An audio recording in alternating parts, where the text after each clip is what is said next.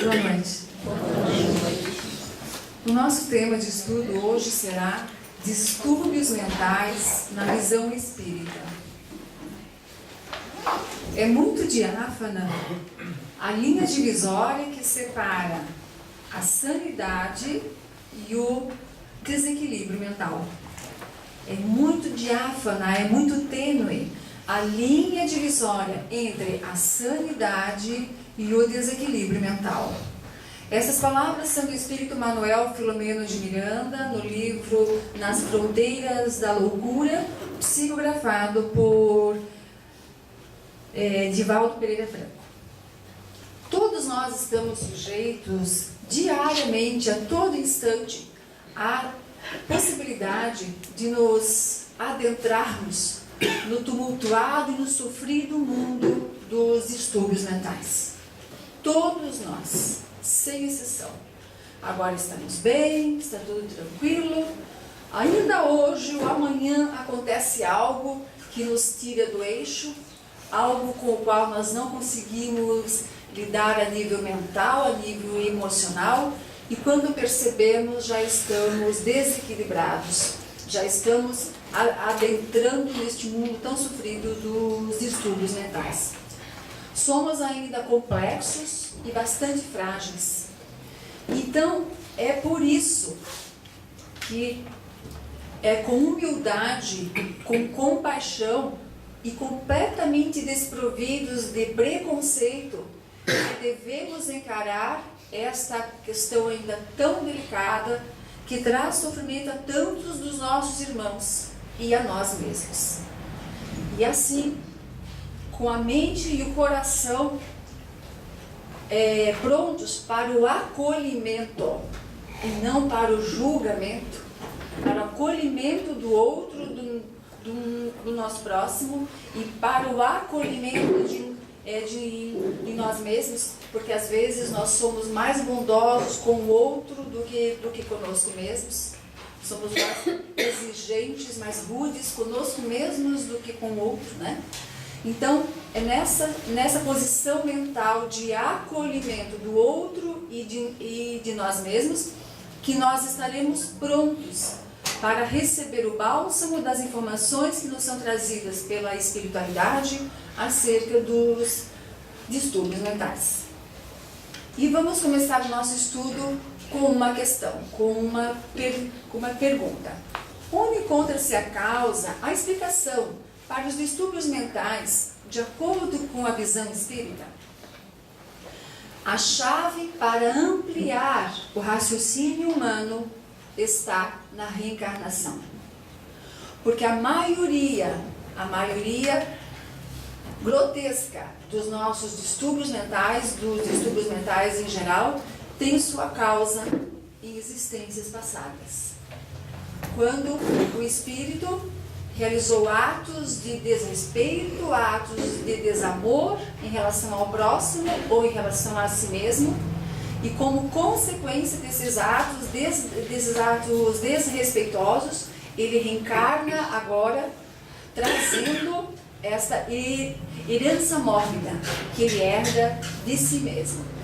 Estes atos de desamor praticados por ele em existências passadas abriram zonas mórbidas no seu psiquismo, na sua zona mental, desequilibraram o seu perispírito na região do sistema nervoso central, que é regido pelos chakras, pelos centros de força coronário e frontal.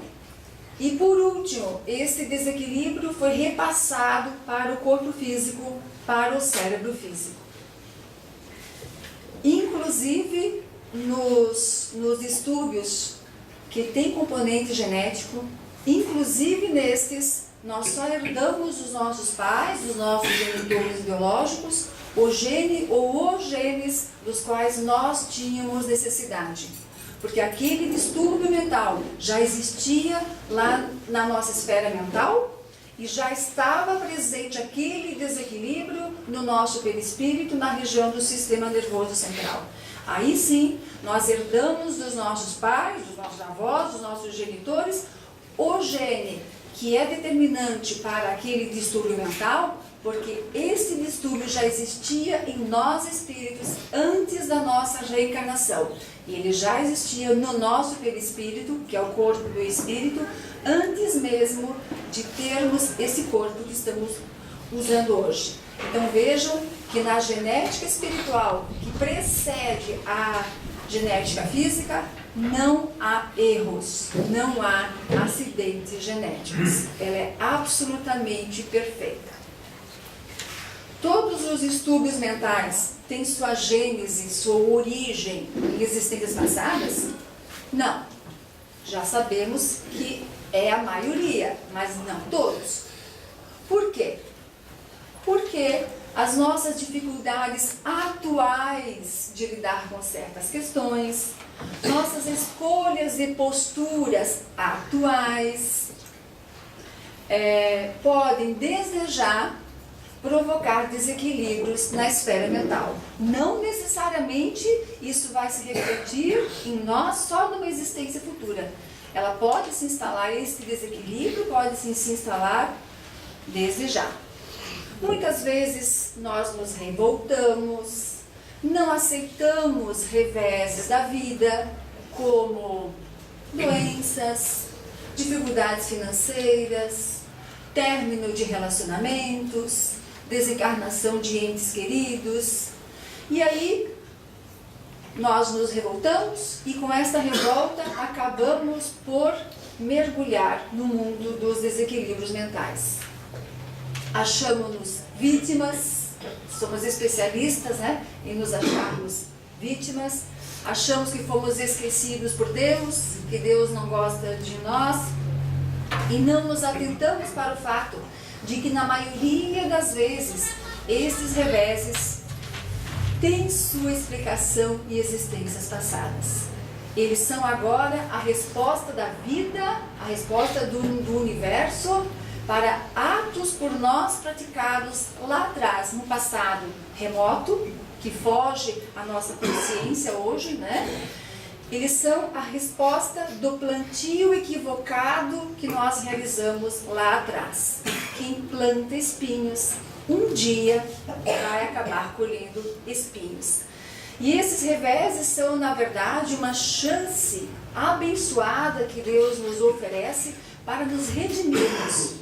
Para nos redimirmos perante Deus, perante o universo, perante a nossa consciência culpada. Então, o que aos olhos de muitas pessoas é um castigo, é uma punição, na verdade, é uma medida terapêutica de resgate para reconquistarmos a paz que nós perdemos e para fazermos jus aquilo a que temos direito, ao nosso plantio. Onde um dia faltou amor, agora sobra dor. E a dor se torna ainda mais atroz pela falta de fé. Quando nos revoltamos, quando não aceitamos esses reveses da vida, falta-nos fé. Fé na justiça de Deus, fé na perfeição da lei de ação e reação. Mediunidade e obsessão podem ser confundidos com distúrbios mentais? Mediunidade e obsessão podem potencializar, agravar distúrbios mentais? Podem ser a causa de distúrbios mentais? Vamos lá. Mediunidade e obsessão podem ser confundidas com distúrbios mentais? O que vocês acham? Sim. E são, Infelizmente, ou são ainda com grande frequência, porque a nossa medicina não está ainda preparada, ainda não tem olhos de ver para enxergar o outro lado da vida, para enxergar a vida para além desta vida, da vida do corpo. E os profissionais da saúde, em especial da área psiquiátrica, não estão ainda preparados para perceber que o seu paciente pode ser apenas um médium que vê espíritos, um médium que ouve espíritos, um médium que se comunica, que conversa com espíritos, que é grandemente influenciado por espíritos. E muitos desses médiuns acabam recebendo o equivocado diagnóstico de uma doença mental, como por exemplo esquizofrenia, né? São encaminhados para clínicas, para hospitais, acabam sendo alvo de um tratamento totalmente equivocado, porque esses profissionais não estão ainda preparados para cuidar de almas, de espíritos. A nossa medicina ainda prepara os médicos para cuidarem de corpos, mas isso está mudando. Já há muitos médicos espíritas ou espiritualistas que já olham para o seu paciente e enxergam a alma que ali está encarnada e já se preocupam em cuidar dessa alma. Aos pouquinhos, tudo vai se tornando melhor. É que nós temos pressa, né? Nós gostaríamos que tudo fosse agilizado. Mais um sinal da nossa falta de fé, de que tudo está caminhando no ritmo certo. Bem, então, mediunidade e obsessão podem sim ser confundidas com distúrbios mentais, isso acontece com frequência, e o fato torna-se ainda mais grave porque a maioria, se não todos, destes pacientes mentais, desses médiuns, podem apresentar processos obsessivos. Quando a mediunidade não é conhecida, não é estudada, não é trabalhada, o médium acaba sendo uma antena parabólica que sai por aí captando toda sorte de espíritos e se tornando um alvo fácil para processos obsessivos. Obsessão, dentro do espiritismo, é a atuação nefasta, prejudicial, de um espírito, aqui nesse caso desencarnado, sobre nós encarnados. Então o fato de aquela pessoa estar vivendo uma situação na qual ela é grandemente influenciada por um ou mais espíritos desencarnados, faz com que o seu diagnóstico se torne ainda mais complicado, ainda mais difícil e o tratamento ainda mais equivocado. Mediunidade e obsessão podem potencializar, podem agravar distúrbios mentais que a pessoa das quais a pessoa seja portadora? Podem. A mediunidade propriamente, não. A mediunidade é uma faculdade inerente a todos nós, a todos os seres humanos. Todos nós somos médiuns em maior ou menor grau, de forma mais sutil ou de forma mais ostensiva, mas todos nós somos sujeitos à influenciação de espíritos. E todo aquele que está sujeito à influência de espíritos é médium. E todos nós o somos, muito mais do que imaginamos, como bem nos explica o Livro dos Espíritos.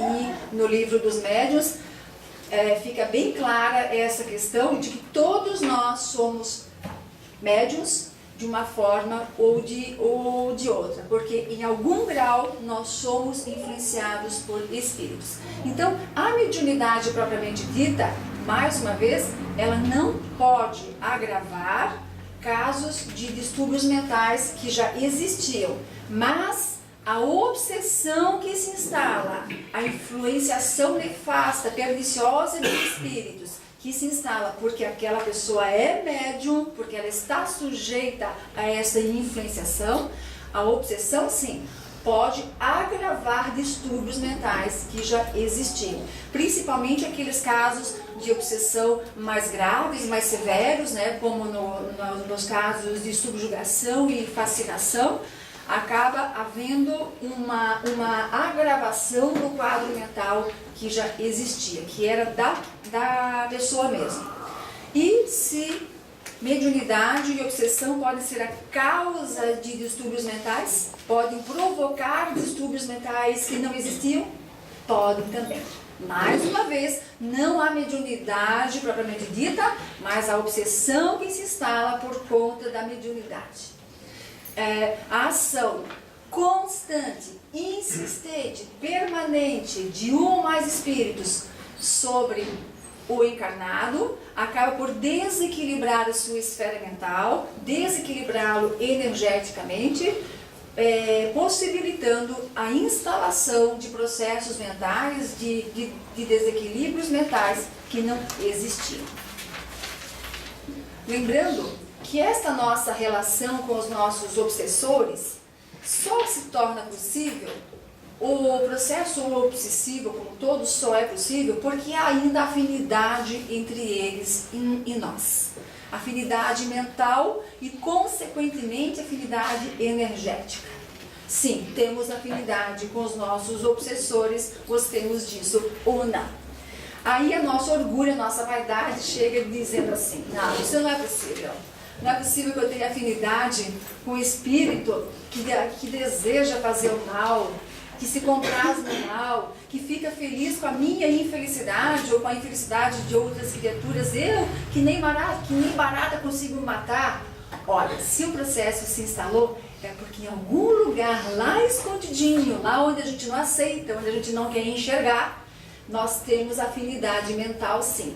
Se essa afinidade não existisse, eles tentariam e não conseguiriam estabelecer essa conexão conosco, que é o processo obsessivo.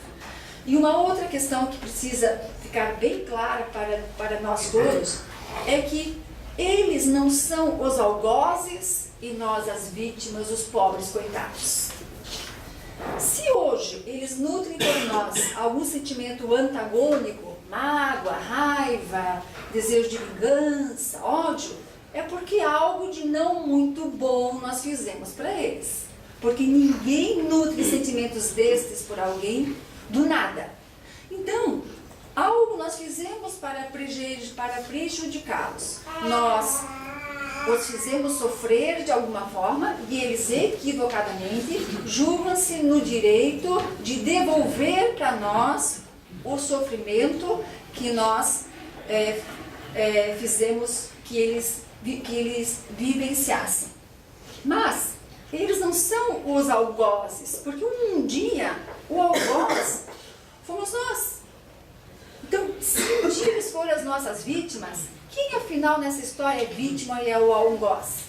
Na verdade não existe vítima, não existe algoz. Existe apenas dois ou mais protagonistas de uma história de sofrimento, de uma história de equívocos, de uma história onde faltou amor.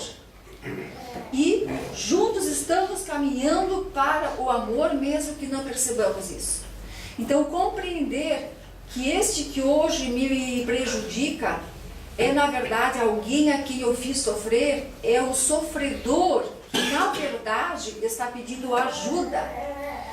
Compreender isso já faz com que encaremos de outra forma essa relação e estabeleçamos para com este espírito ou para com estes espíritos uma relação mental bastante diferente. Uma relação mental de carinho, de respeito, de afeto, de perdão. Quando enviamos a esses espíritos bons pensamentos, pensamentos de respeito, de amizade, e nós nos lembramos de pedir-lhes perdão pelo que um dia fizemos, aos pouquinhos, bem aos pouquinhos, nós vamos amolecendo aquele coração e fazendo com que aquela raiva, aquele antagonismo todos vá se dissipando. Então, precisamos ter bastante cuidado com a forma pela qual nós encaramos esses espíritos que nós chamamos como sendo os nossos obsessores. Porque para eles, os obsessores somos nós. Né? Qual é a explicação espiritual para as distonias mentais como depressão, autismo, esquizofrenia, transtorno bipolar, toque, transtorno obsessivo compulsivo e tantas outras, ansiedade exacerbada, né? E tantas outras que poderíamos citar. Bem, cada história é uma história e não há uma única história igual a outra. Mas, de modo geral, o que predomina em todas as histórias é a culpa. Quem está na base, na gênese desses processos é a culpa. A culpa que o espírito traz desde a sua reencarnação, porque reencarnou sem ter se perdoado.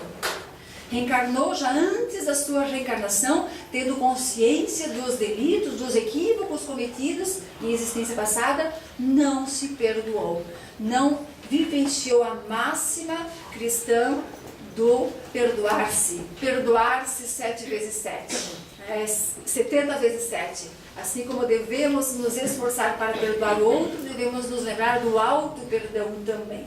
E esses espíritos então reencarnam, trazendo consigo a culpa que lhes atormenta a alma, e esta culpa vem guardadinha lá no subconsciente. A pessoa não tem consciência de que ela existe, mas ela está ali, presente, interagindo e prejudicando a sua relação consigo mesmo e a sua relação com os outros.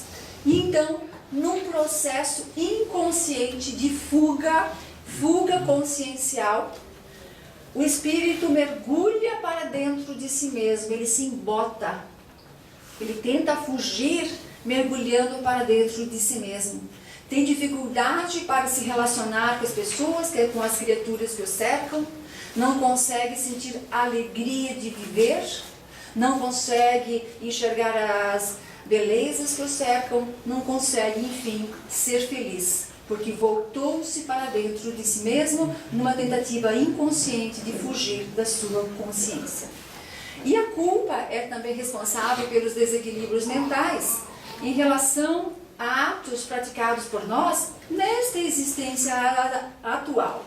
Porque na semana passada, no mês passado, no ano passado, eu posso ter feito algo do qual eu me arrependi profundamente e não consegui me perdoar disso ainda.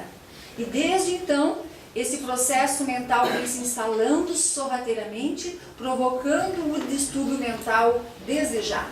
Então, seja em relação a atos praticados por nós em existências passadas ou praticados por nós agora nesta existência, o importante é nos perdoarmos e não cairmos nas armadilhas da culpa. O arrependimento é necessário e muito positivo, muito construtivo. O arrependimento nos alavanca para frente e para cima. Se não nos arrependêssemos, nós estaríamos lá na idade da pedra ainda, a nível moral. O arrependimento tem que ser visto por nós como uma bênção, como um presente. Abençoar é desejar e fazer o bem. Então, arrepender-se é desejar e fazer o bem a si mesmo. O problema está quando este arrependimento é acrescido da culpa. Aí ele passa a se chamar remorso. E o remorso não serve para nada. Não constrói nada, não auxilia nada, não ilumina nada. O remorso nos estagna. Então, sejamos bondosos conosco mesmos, arrependendo-nos dos equívocos que ainda cometemos, mas usando este arrependimento como uma alavanca que nos impulsiona para algo sempre melhor. Então, perdoar-se é essencial. Mas como eu posso me perdoar? Como fazer isso? Porque falar é fácil, né? Você tem que se perdoar. A questão está no fato de que nós não temos consciência de como ocorre a dinâmica da evolução para nós, espíritos em processo evolutivo, espíritos reencarnando sucessivamente sobre a Terra. Se soubéssemos que somos espíritos em processo de aprendizado, que somos estudantes da vida, estudantes, aprendizes das verdades da vida, das leis que regem o universo, principalmente da lei do amor, e que viemos para a Terra Escola justamente porque temos que aprender. Se não tivéssemos que aprender, para que vir para essa escola? Vai para a escola que tem que aprender. E como aprendizes, como estudantes, temos o direito de errar. Qual é o estudante que vai para a escola e não tem o direito de errar? Até que ele aprenda, ele vai continuar errando. E assim somos nós.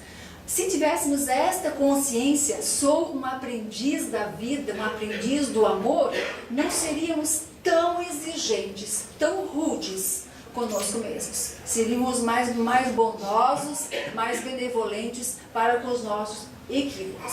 E a partir dessa conscientização, errei porque estou aprendendo. Tenho o direito de errar a partir dessa conscientização, obviamente. aprender com o erro, perguntar-se o que esse erro veio me ensinar, porque todo erro é nosso mestre, ele sempre vem nos ensinar algo.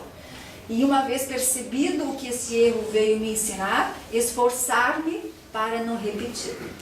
E está tudo certo. O passado não existe mais, o futuro não existe ainda. Só o que nós temos realmente é o presente. E está tudo certo. Então, na base da maioria absoluta dos processos de distúrbios mentais está a culpa, a nossa incapacidade de nos perdoarmos. Mas a causa está sempre no espírito, sempre em nós.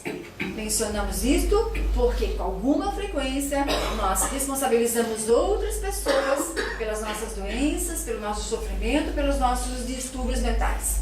Estou deprimido por causa dele.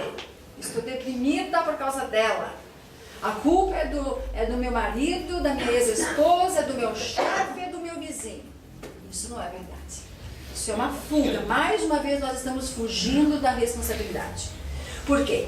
Porque as pessoas são, sim, responsáveis por tudo que nos faz.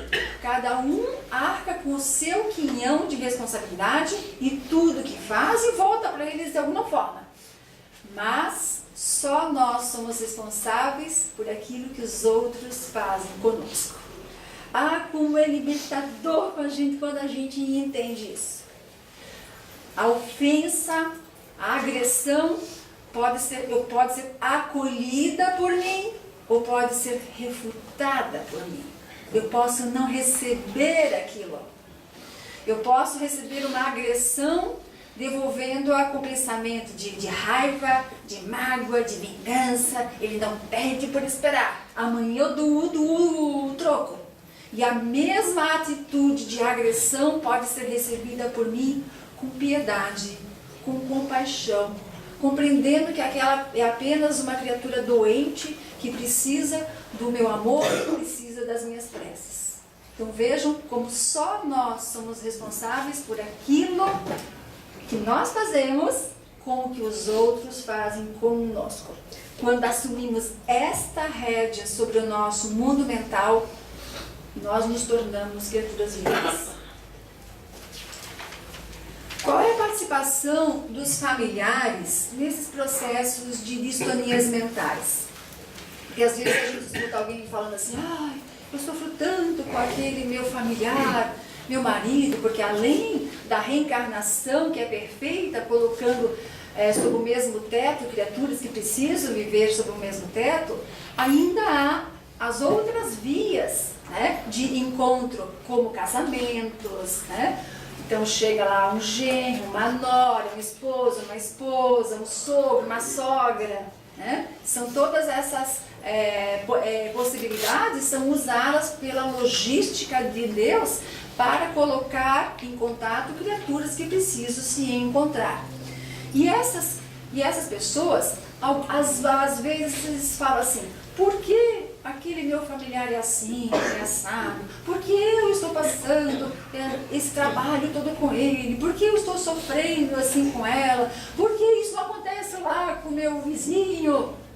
Por quê? Porque a história dessa pessoa é com você, não é com o seu vizinho. A história dele é com este núcleo familiar, com este clã de espíritos que ali reencarnaram, não com outro grupo. Então nós sempre temos alguma participação em relação aos nossos familiares que apresentam alguma distonia mental. A nossa participação pode ter sido, por exemplo, como coautores do ato ou dos atos que deram origem àquele desequilíbrio lá em existências passadas. Podemos ter sido cúmplices dele, podemos tê-lo ajudado a fazer o que ele fez, o que quer que tenha sido. Podemos ter sido omissos quando podíamos tê-lo auxiliado e não fizemos isso. Ou no mínimo, na melhor das hipóteses, por amor, nós aceitamos receber aquele irmão em estado de sofrimento, em estado de desequilíbrio e aceitamos a missão de auxiliá-lo tanto quanto nos seja possível. Então, seja por resgate ou por amor, nós sempre temos responsabilidade assumida com aquele familiar que ainda tem necessidade de uma atenção especial. Como o Espiritismo explica questões como anencefalia e microcefalia? Mais uma vez, como nós já vimos antes, são situações que refletem as dificuldades e as características espirituais do espírito reencarnante. Dificuldades e características a nível mental, que por sua vez tiveram repercussão no seu perispírito, desequilibrando o seu perispírito nessa região do sistema nervoso central. E este desequilíbrio perispiritual tem agora a possibilidade, a partir de uma gestação, tem a possibilidade de ser drenado, ser expurgado para o corpo físico, possibilitando o reequilíbrio perispiritual. Então, quando uma criança, reencarna na situação, na condição de microcefalia ou anencefalia, isso só aconteceu porque aquele espírito já vivia esta realidade, esta condição antes da sua reencarnação, e ele tinha necessidade de viver essa experiência, expurgando para o corpo físico aquele desequilíbrio que o fazia sofrer. A partir desta gestação, lembrando que a reencarnação inicia-se no momento em que ocorre a fecundação, no momento em que o espermatozoide fecunda o óvulo. Ali, nesse instante, quando se forma a célula, o óvulo ou o zigoto, une-se o espírito reencarnante fluidicamente e ali dá-se início ao processo reencarnatório. Não é quando a criança nasce. Então, quando uma criança nasce e vive algumas horas, vive alguns dias, algumas semanas, nós, na nossa visão tão míope e tão materialista, costumamos dizer, mas o meu filho viveu tão pouco, ele viveu só algumas horas. Não, ele viveu todas aquelas semanas que ele estava dentro do seu útero, né? A sua reencarnação já tinha algumas semanas, 38, 40 semanas, mais aquelas horinhas que se sucederam após o seu nascimento. E o que aos nossos olhos parece ser pouco, porque é óbvio que nós gostaríamos que os nossos filhos vivessem mais do que nós próprios, né? O que aos nossos olhos parece ser tão pouco, na verdade, é perfeito. É perfeito para a necessidade daquele espírito. Era aquilo que ele precisava para, reequilibrando-se a nível perispiritual, ele recuperasse uma condição de saúde que lhe possibilitasse o retorno no futuro numa condição possível, numa condição de equilíbrio. Então, há mensagens mediúnicas que estão vindo e cada vez com maior frequência, nas quais espíritos que reencarnaram nessa condição de microcefalia ou principalmente de anencefalia, né?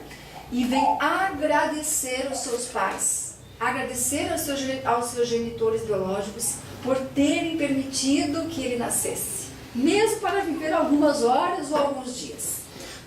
Vem agradecer por eles não terem realizado o aborto, mesmo com a possibilidade de realizá-lo, porque o STF já autoriza casais que queiram realizar o aborto em casos comprovados de anencefalia. Então, o aborto legal é possível nesses casos, mas há casais, há pais e mães que optam por não realizá-lo.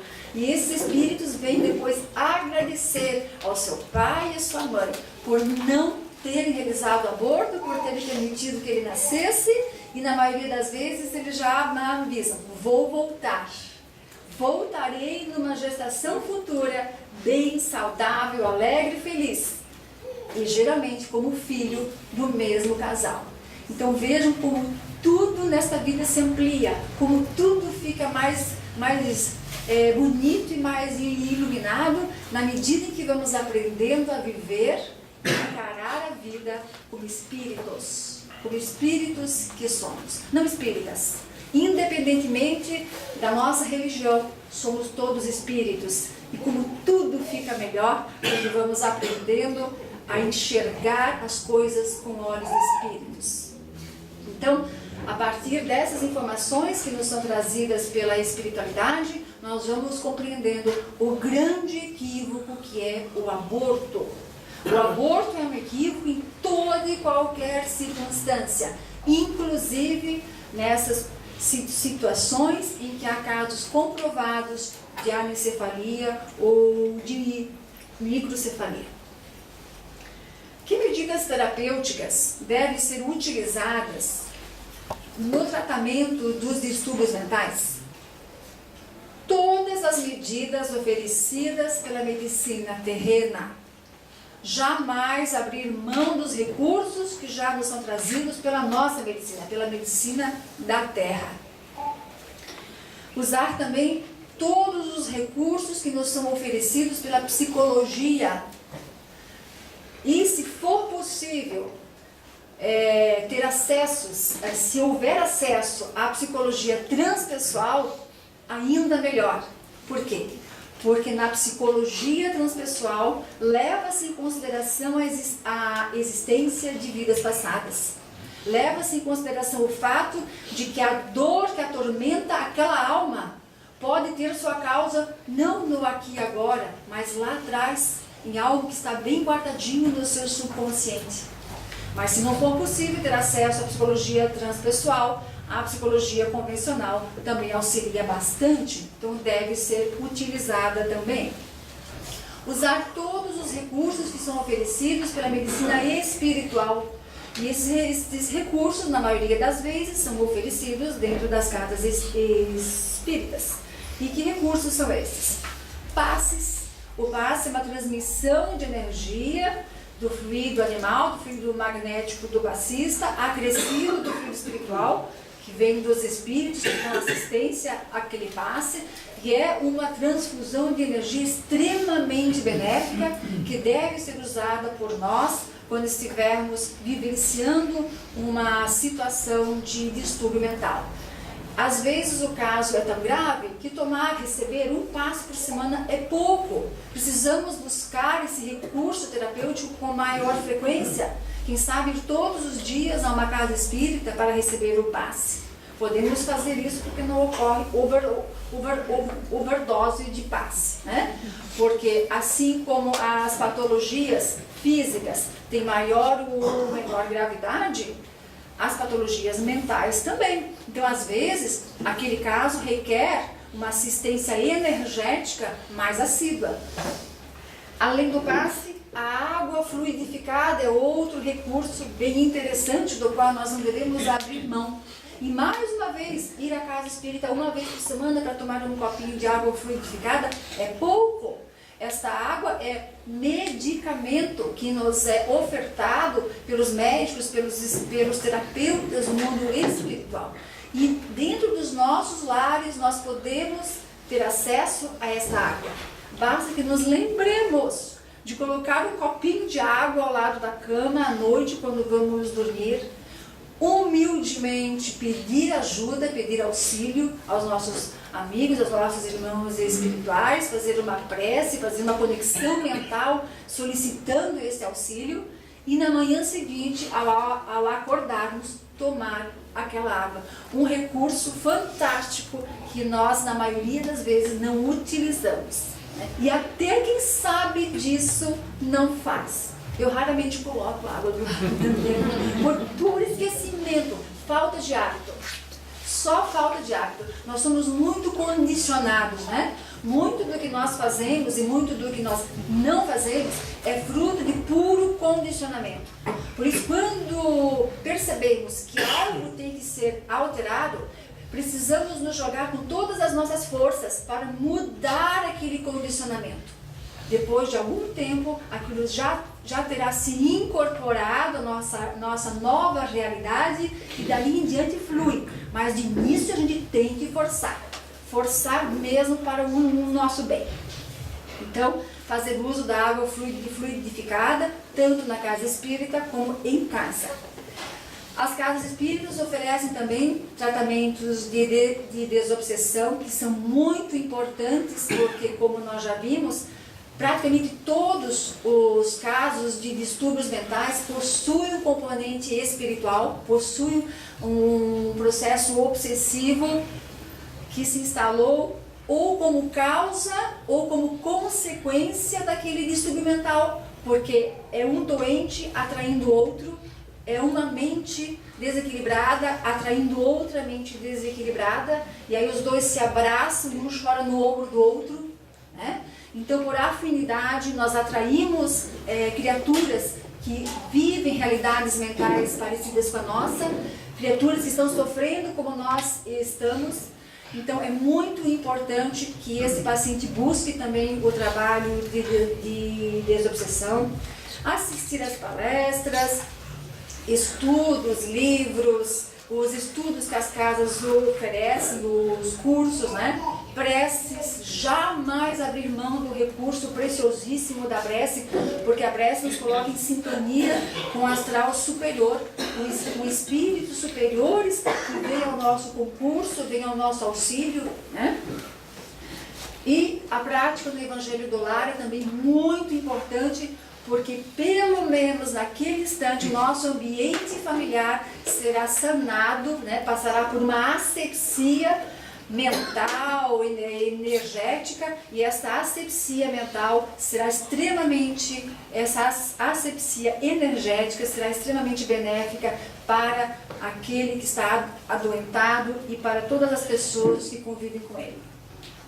Além disso, não podemos abrir mão do trabalho no bem. Trabalho no bem. Pois é, não é só receber, receber, receber. A cura, na verdade, está na doação, e nós não compreendemos isso ainda. Estamos sempre pedindo, sempre prontos para receber. Raramente nos lembramos de doar. Ainda não aprendemos que todos os nossos males serão sanados quando aprendermos a doar. Por que é tão importante o trabalho no bem? Encontrar algum lugar onde de alguma forma eu posso doar o que há de melhor em mim. Doar o afeto, o carinho, o amor que eu já consigo sentir pelas criaturas. Doar o que eu já sei de fazer de bom ou de bonito. Enfim, quem tem que ir à busca, e ir a essa busca somos nós, porque essa necessidade é nossa. E esse trabalho no bem, essa doação de amor é tão importante, porque, como nós vimos antes, na base do problema, na base do distúrbio mental, está a falta de amor.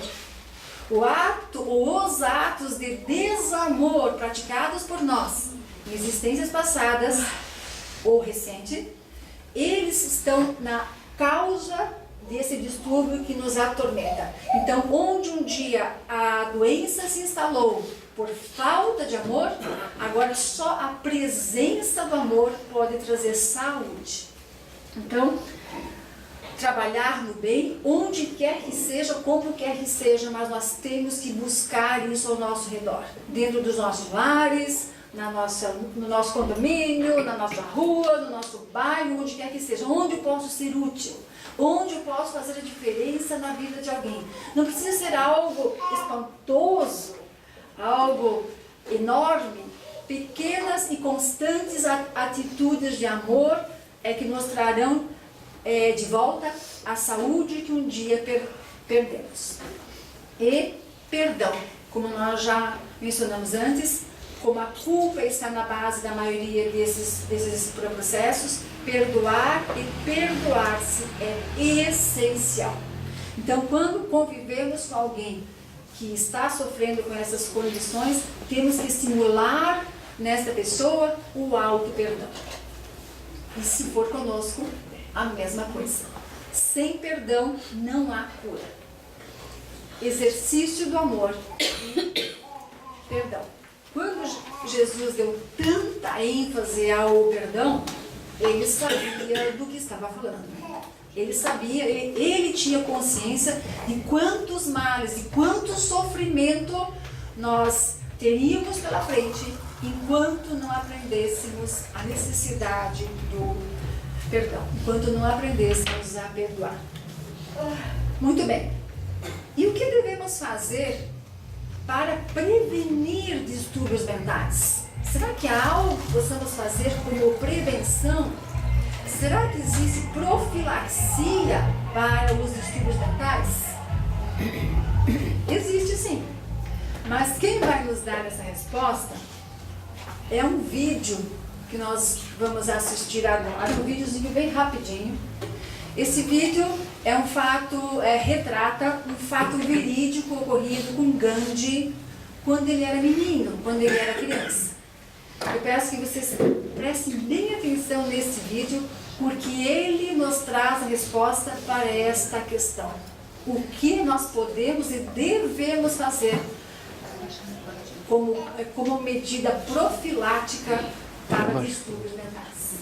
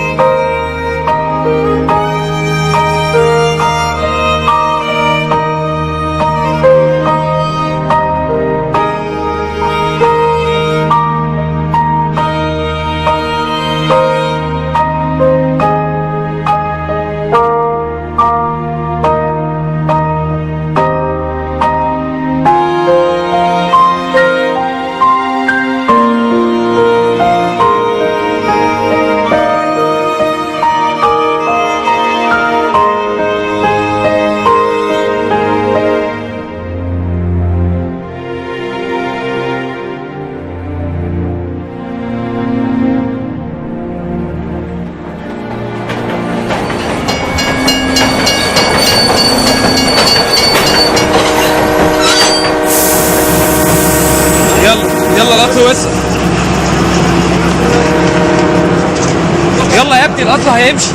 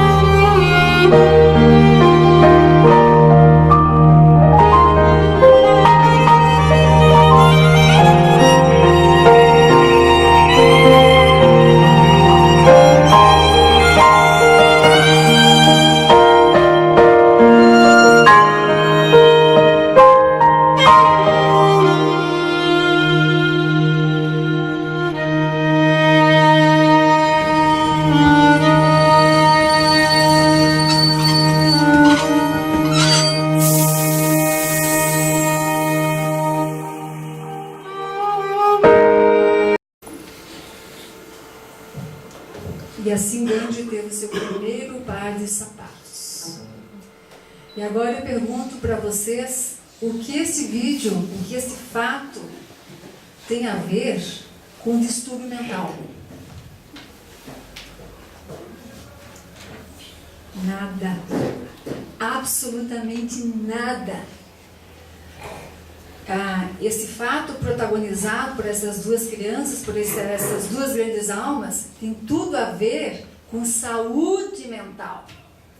Eles nos mostraram como pensar, como sentir e como agir para sermos mentalmente saudáveis, para termos saúde. Eles são espíritos saudáveis que só podem usufruir de corpos saudáveis e de mentes saudáveis, porque os nossos corpos, o nosso corpo sempre reflete o que nós somos. Então, eles nos mostraram como nós devemos vivenciar o nosso dia a dia para termos saúde mental e saúde em todo o nosso corpo, saúde como um todo. Porque, na sua simplicidade, eles nos mostraram, eles nos deram um belíssimo exemplo de amor. Amor, o que um fez pelo outro, se chama amor. Gandhi nunca tinha tido um sapato na sua vida. Vocês viram o chinelo todo arrebentado que ele usava. Ele podia ter ficado com aquele único sapato para ele como um troféu, mas ele conseguiu sentir o que o outro menino sentia. Isso se chama empatia. Eles nos dão um magnífico exemplo de empatia. Quando um consegue se colocar no lugar do outro, sentir o que o outro está sentindo e fazer com que o que o outro sente seja mais importante do que o que eu sinto.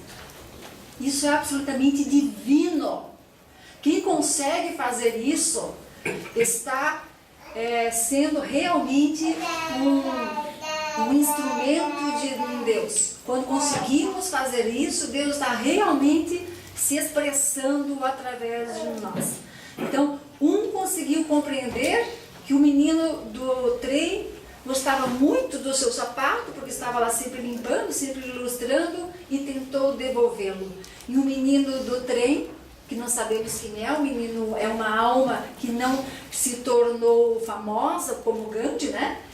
Este conseguiu perceber que aquele menino simples, aquele menino que corria descalço para devolver o seu sapato, muito provavelmente nunca tinha tido um sapato na vida.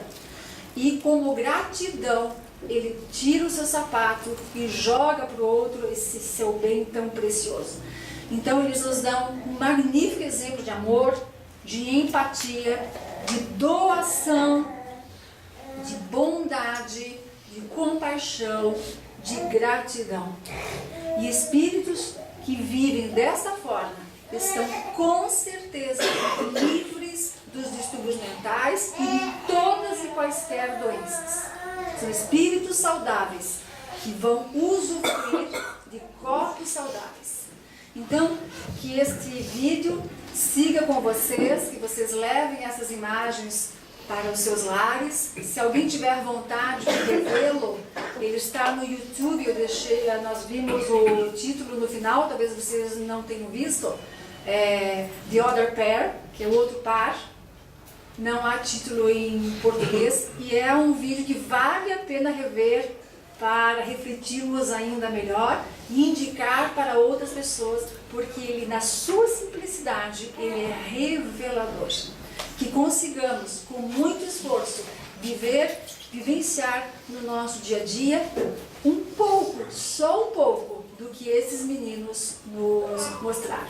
Muito obrigada pela atenção. Boa noite.